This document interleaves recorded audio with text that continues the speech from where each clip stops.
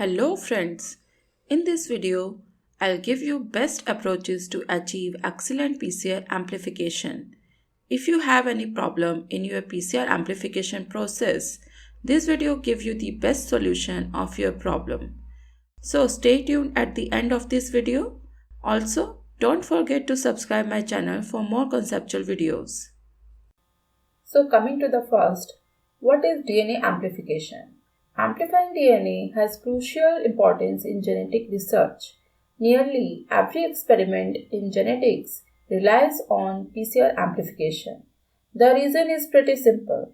We need tons and tons of DNA to study. A specific gene or DNA sequence can't be studied by only a lot of extracted DNA. So we require copies or lots of copies of that particular gene.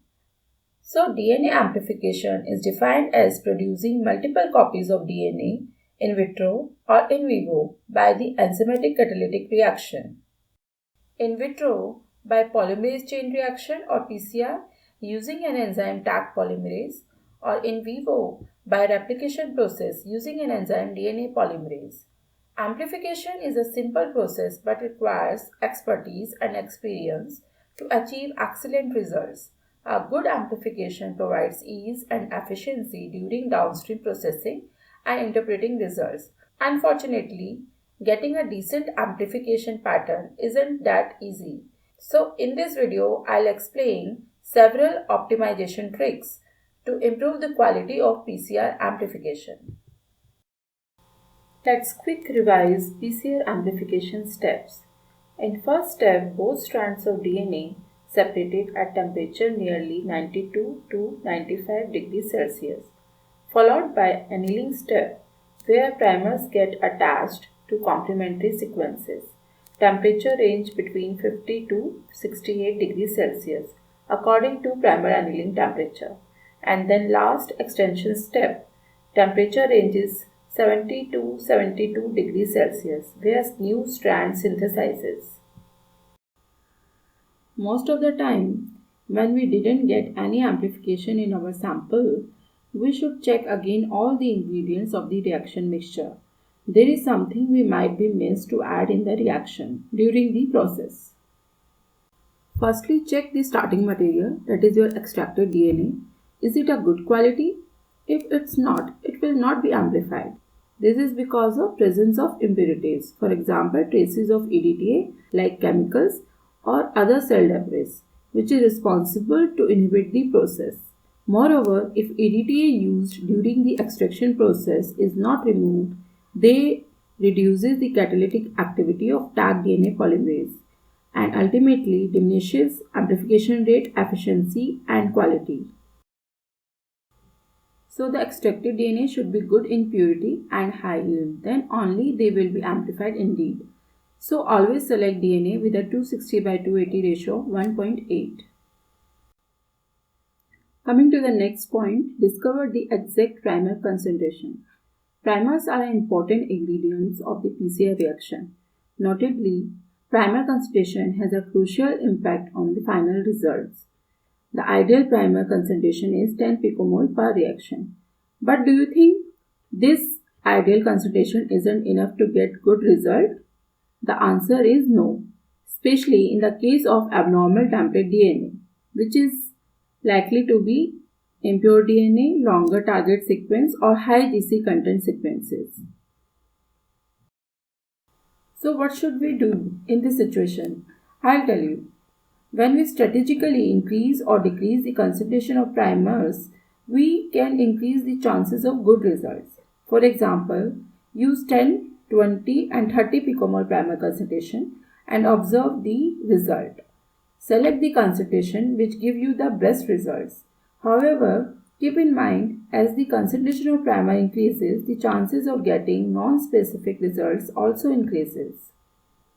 So coming to the next point, spot the type of DNA polymerase required and its concentration.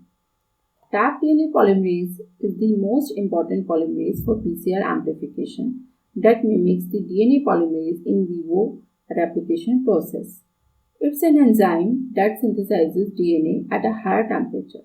Importantly, many factors governs the activity of tagged DNA polymerase, which sometimes reflects in final results. For instance, EDTA impurities decreases amplification efficiency, while MgCl2 greatly increases the amplification efficiency. When you get no amplification or too much amplification, you can strategy tag DNA polymerase much like the primers. You can change the concentration of MgCl2, concentration of tag DNA polymerase units, and reaction preparation time. You also can use different polymerases like the vent or hot start DNA polymerases depending upon your assay requirement. Next, control the use of PCR additives. The PCR additives like MgCl2, KCl, DMSO, and BSA, etc., have great value to enhance PCR amplification. However, they do not have a direct effect on amplification. It is also important to note that adding PCR additives unnecessarily will mix up and mislead the result. For example, when we add MgCl2 unnecessarily, it will produce many DNA bands and give non-specific results. It will even produce primer-dimer also. So PCR additives are used if only required during the assay. When you will notice less amplification, unclear bending pattern, primer-dimers, more DNA bands and faded bending pattern, you can surely look for the appropriate additives. Identify which additive you need and strategies the gradient experiment to examine its exact effect on final results. Next is use gradients of annealing temperature. The annealing temperature is the temperature at which the primer binds with the target DNA at its complementary location. It usually ranges between 52 to 65 degrees Celsius. Once again, too low or too high annealing temperatures adversely influence the final results.